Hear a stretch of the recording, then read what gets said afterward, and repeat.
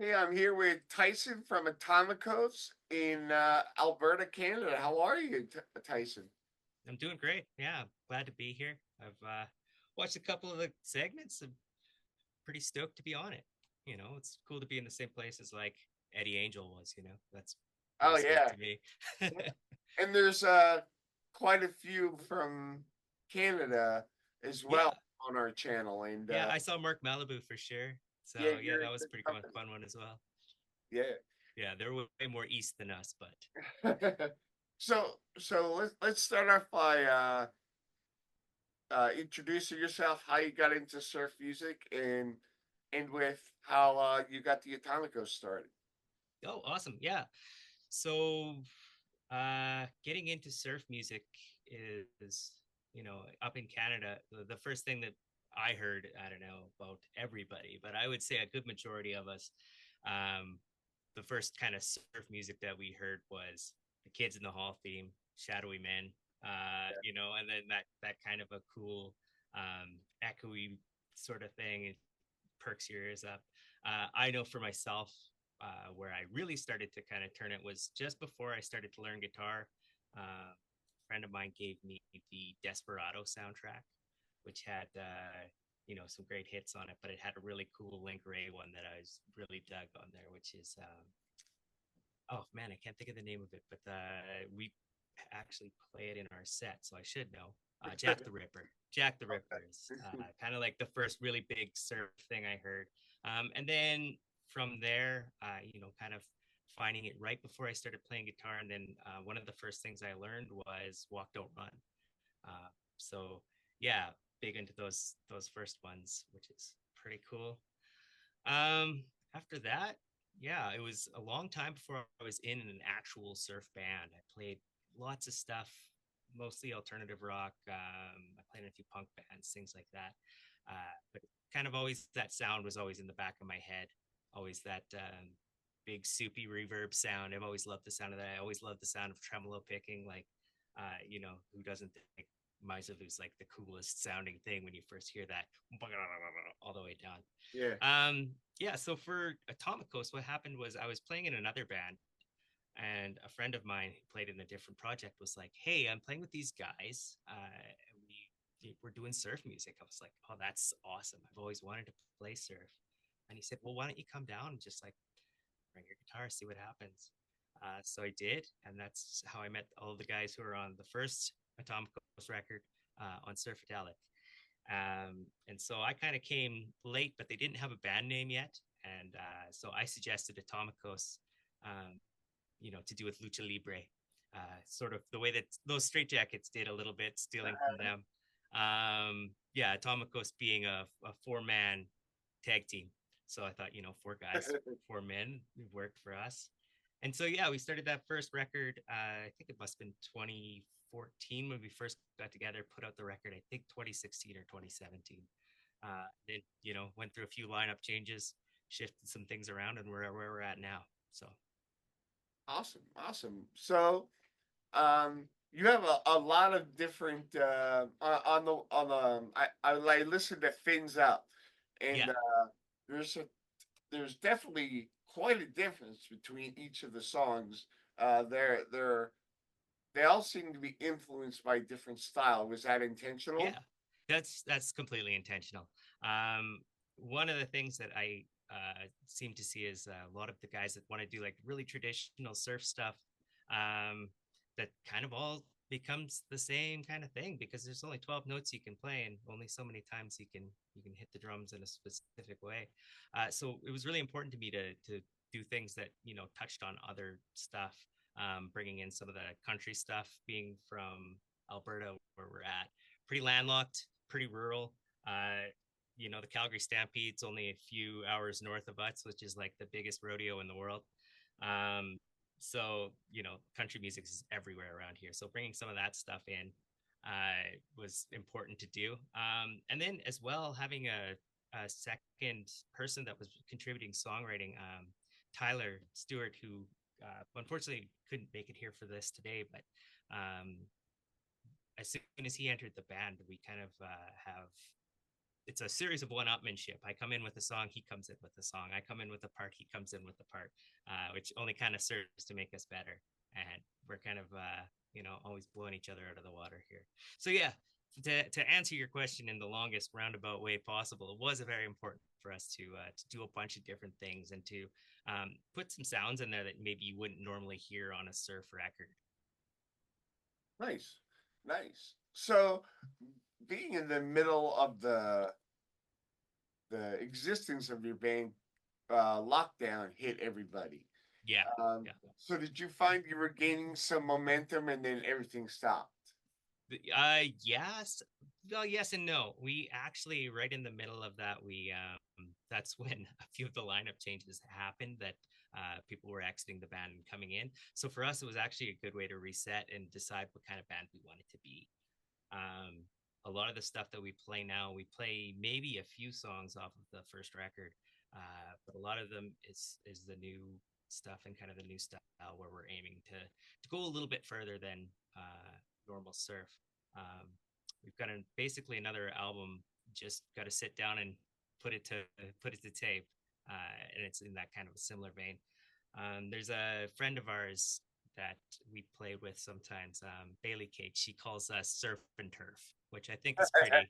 I think that's pretty apt for what we do. Yeah, So yeah. I mean, being landlocked, that's pretty cool. yeah, yeah, for sure. It has its benefits being in the middle of the Great Prairie. It's a different look than it is at the ocean for sure.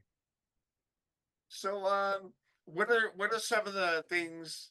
Um, this is going to be airing in December, so tell us what's going on in the fall, all the way out till the beginning of the year. For us, fall is usually where we take a break from touring as much, just because we like to play in the summer and we like to play outdoors, and it's not very easy to do that in Canada in the fall or the winter. Winter time coming up in January, we're gonna get together and we're gonna put down these tracks. We've got six that are like we could put out an album tomorrow, and we've got another six that are most of the way there. We just got to kind of fine tune them. But I think every band says it, or at least thinks it, that their next album is the best that they've ever done. Like you've got to believe that, right? Or you're dead in the water. But I really do. I really do think that where we're going next is it's really cool. Awesome. How would you, without giving too much away, how would you compare it to your previous?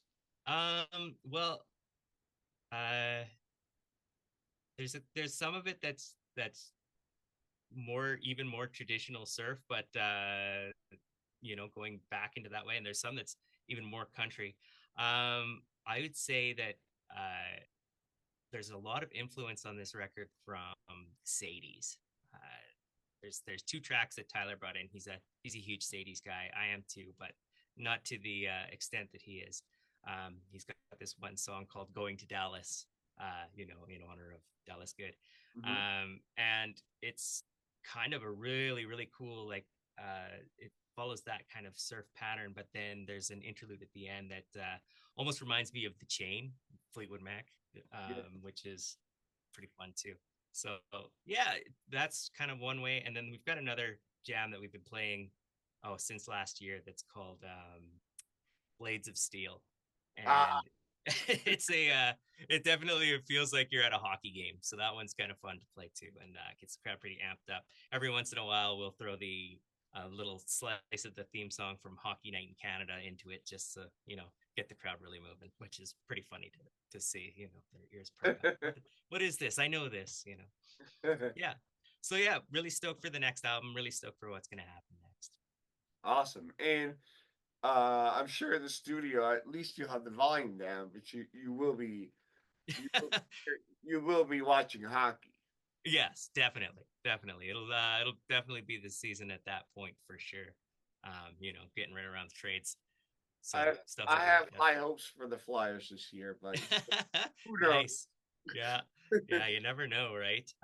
Where we're at is like just south of Calgary and also just south of Edmonton. So we get not only rivalry between the two towns, but you know at my workplace, especially, it's these people are Flames fans, these people are Oilers fans, and Yeah. the heads are buttoned, which is pretty fun. Awesome. Well, before we end, I just wanted to give you an opportunity, maybe to mention something or say something um, that I haven't talked about, or maybe ask me a question. Yeah. My big question for you is, there is uh, not a lot of uh, focus on surf music. What made you decide to be the voice for us?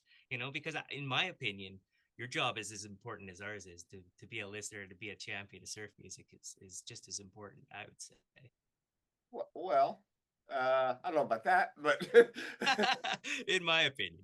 Yeah. but I've always been a surf music fan. I'm a Yeah. guitarist, Yeah. but funny enough, the modern surf thing came about. My wife and I opened an online record store Okay. to sell vinyl, and we used to do these little promo videos on our channel, which are still there. Yeah.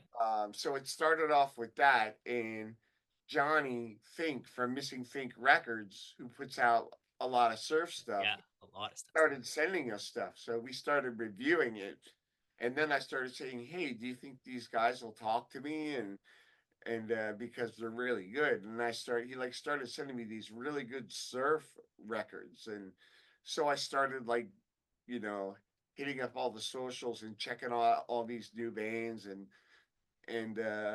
it kind of seems like, hardcore and punk rock has its spokespeople, Yeah. rock has theirs, like Loudwire, and no, surf doesn't have one on YouTube, Yeah. so that Yeah. was just I'm like, all right, well, that's the You're gonna take genre that on. that seems to be somebody to put it all together. Oh, awesome. Yeah, that's really cool, man. I it's interesting because with us being where we're at, we run into lots of people in the folk genre and in the bluegrass genre, and again, it's similar where we have these kind of niche followings or niche people that are really championing this music and making sure that other people are hearing it. And yeah, I Yeah, think it's super important. Absolutely. it is, and I think it comes from like an honest place, but more so like you being a musician, could relate to me where I say you get obsessed with music and you could dig and dig and Absolutely. dig until you hear every song, even like the alternate versions of Yeah, like, absolutely. The live stuff I find is like the essential stuff. Like one of my yeah, favorite live records is Damas y Caballeros by Los Straight Jackets. yeah, And then like live in Japan ventures, and those different versions and seeing how uh audience interactions and like how the audience being stoked on one part like makes them play that part better. I don't know. yeah, It's just what it yeah, seems like to absolutely. me. It like supercharges the sound. So Yeah. yeah, yeah, I'm with you, man. The more cool versions of cool songs we get, the better. Awesome. Well, Tyson, thank you so much for being on the show, and Yeah, thanks for having me, man. I look forward to hopefully hearing from you in the future and collaborating a little bit, and Yeah, you know, absolutely. We'll thank send you the record as soon as we've got one done. awesome, man. Take care.